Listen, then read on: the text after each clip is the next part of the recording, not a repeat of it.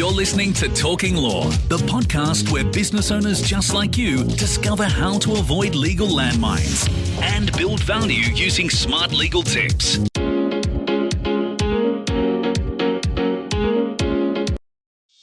Hi, it's Joanna Oakey here and welcome back to Talking Law, a podcast proudly brought to you by our commercial legal practice, Aspect Legal. Today we are talking about tips on tackling late payments in a business. So why are we talking about this area today? This area, if you are a business owner, you will know is a problematic area. Cash is the lifeblood of a business. And often the quicker you grow, the harder it is to keep a firm and tight hold on cash flow in the business. In fact, this topic has come to the forefront of the attention of the government. And recently, Small Business Ombudsman Kate Carnell has announced that the government is looking into requiring the biggest spending departments within the federal government, requiring contractors to pay their supply chain businesses within 30 days. So, of course, if you are anyone who deals directly with the federal government or is a supply chain business to a principal contractor that has contracts with the federal government, this will be good news to you. And until we have movement at that station, what levers can you pull in your business now to get some of that cash moving? If your business deals directly with principal contractors that have a contract with the federal government, you look set to be advantaged by this potential change in the government's approach. Now, just to make it clear what we're talking about here, the federal government already has a practice of paying their contractors in 30 days. But the problem is that there is nothing at the moment enforcing this on-time payment down the line from the principal contractor to those suppliers into that contractor. And so this is where the new proposed approach would fit in, requiring that those prime contractors pay their supply chain contractors within 30 days. But until we have movement at that station, and indeed if you don't have clients that are prime contractors to the government, what levers can you pull in your business right now? Here's a few quick tips of things that you can put in place right now.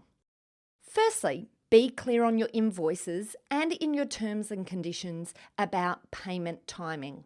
So check out those terms and conditions and see what you're saying about payment timing. Make sure it's absolutely clear and make sure on your invoices your payment terms are large and easy to read. Number 2. Include in your terms and conditions the ability for you to charge fees for late payment. This will give your clients a good reason to pay on time, but you need to have this right in your terms and conditions that form part of the contract before you have provided your goods or services in order to give you the right to charge this fee for late payment. Another way that you could spin this dice is to include a pay on time deduction. So therefore some sort of discount to the client to reward them for early payment. Number 3, include in your terms and conditions an ability to pass on enforcement costs. So if you have to go legal, of course, coming to us to help you out with chasing up those debtors, then it's great if you can require your debtor to pay any legal costs that you might incur. Number 4, consider using direct debit in your business or consider using other technology-driven ways of receiving automatic payments without requiring your customer to think and take action every month of service.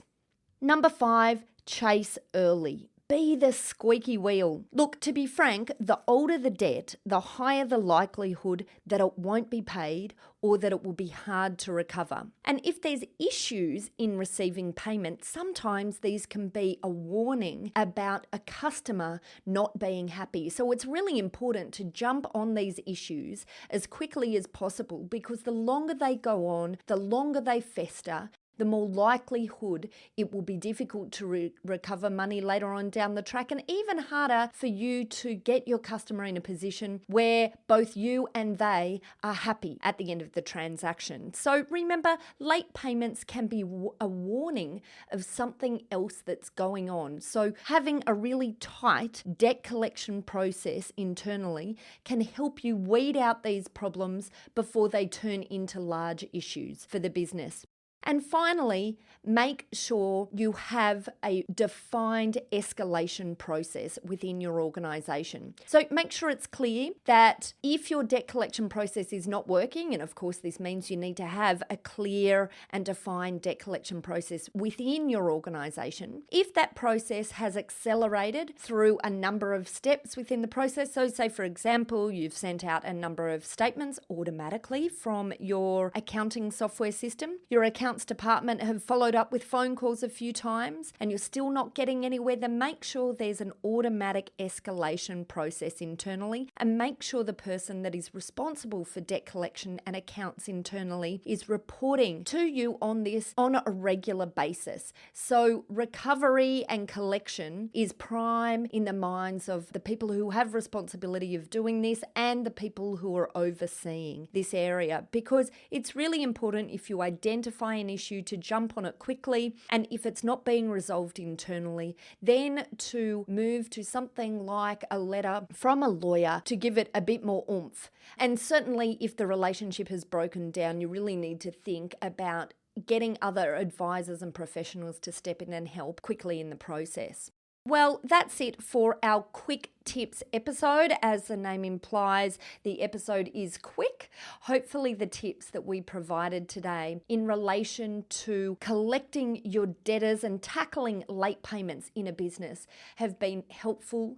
Of course, none of this is useful if you just listen to it and don't implement. So my recommendation is to head over to our website at talkinglaw.com.au. There, if you look for this episode, you'll be able to download a transcript of this episode, and you'll also be able to download the simple checklist of these quick tips that we went through today, so you have something as a guide to go and create the debt collection system within your organisation. And if you want help, of course, our lawyers over at Aspect Legal would be only too happy to help. So check out our show notes or go to talkinglaw.com.au to book in a free discussion with our lawyers to assess the issue within your organisation, so that we can provide you with some ideas about the ways that we might be able to help you implement a better debt collection system within your organisation to make sure you're getting those late payers paying quickly and on time.